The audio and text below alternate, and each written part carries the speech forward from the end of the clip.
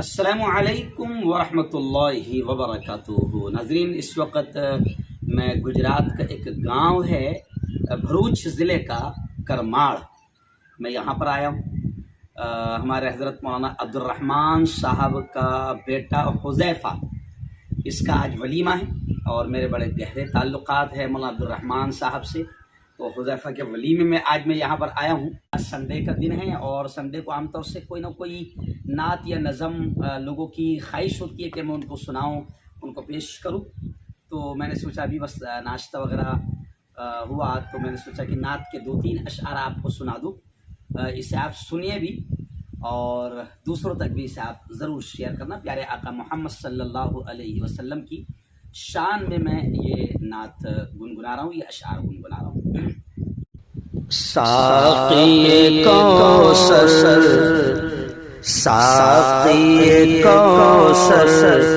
ہادی اکرم، صلی اللہ علیہ وسلم، صلی اللہ علیہ وسلم، شافع محشر نور مجسم، صلی اللہ علیہ وسلم، صلی اللہ علیہ وسلم، تم ہی خدا کے راج دلارے، امت کی آنکھوں کے تارے، تم ہی خدا کے راج دلارے، امت کی آنکھوں کے تارے، تم ہی معظم، تم ہی مکرم، تم ہی معظم، تم ہی مکرم، صلی اللہ علیہ وسلم، صلی اللہ علیہ وسلم، صلی اللہ علیہ وسلم، تم ہی معظم، تم ہی مکرم، تم ہی معظم، تم ہی مکرم، صلی اللہ علیہ وسلم، شافع محشر نور مجسم، صلی اللہ علیہ وسلم،